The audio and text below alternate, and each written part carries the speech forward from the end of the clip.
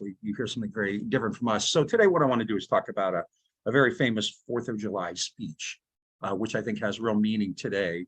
And it's done by, basically a founding father, John Adams' son, John Quincy Adams. On July 4th, 1821, he gave a 4th of July oration. John Quincy Adams was the Secretary of State.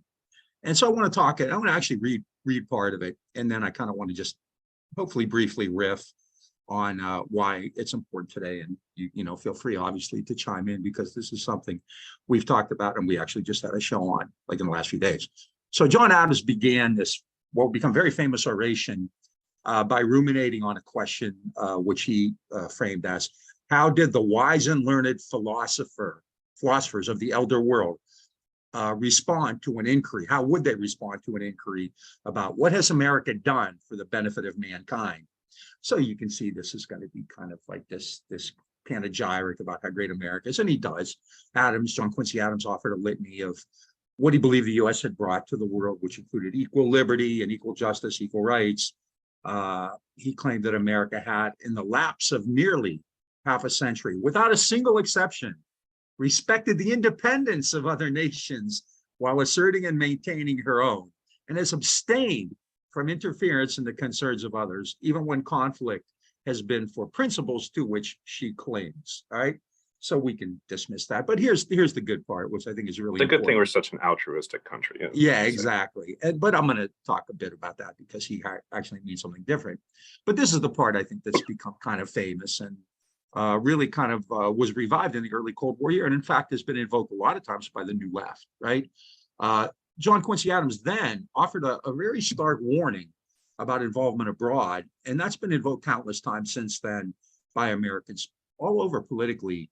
Ron Paul has invoked this many times, for instance. So it's invoked by people all over the political spectrum who are alarmed by American intervention and subversion abroad.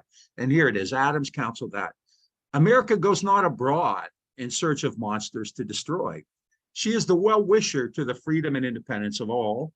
She is the champion and vindicator only of her own. She will command the general cause by the countenance of her voice and the benignant sympathy of her example.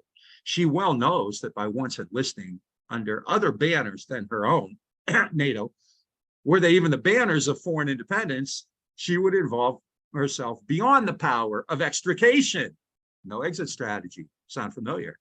In all the wars of interest and intrigue, of individual avarice, envy, and ambition, which assume the colors and usurp the standard of freedom, the fundamental maxims of her policy would insensibly change from liberty to force. She might become the dictatress of the world. She would no longer be the ruler of her own spirit.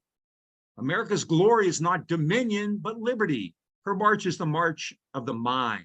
She has a spear and a shield, but the motto upon her shield is freedom, right?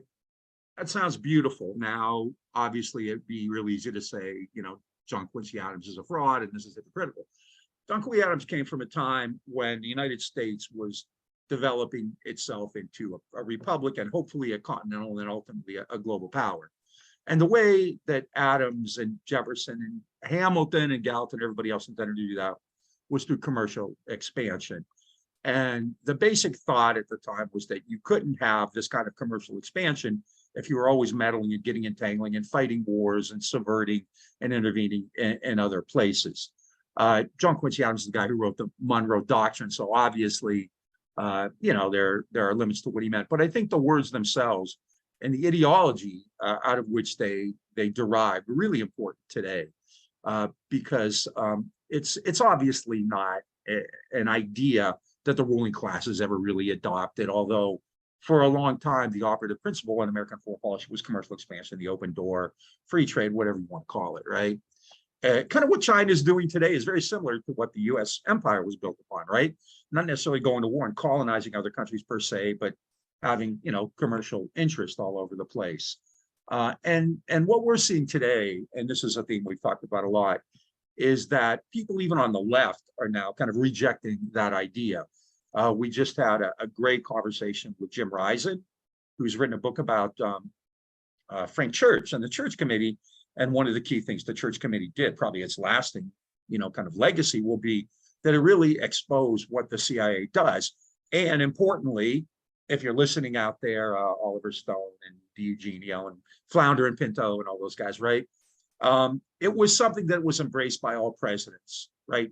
Democratic and Republican, JFK and Nixon, all the same, right? And Frank Church spoke out against that as powerfully and cogently as really anybody in the Senate has ever done. The only thing I could compare it to is ironically Robert Taft, Mr. Republican's warnings about the national security state and in NATO in the late 40s, right? But this is something that I think is really important, and it gets back to another thing we've talked about, and this is kind of the end of my rant here, although I could go on and on, which is the NATO left in Ukraine, and I do want to return to that because we did an episode on that a couple of weeks ago, and we've actually gotten some blowback.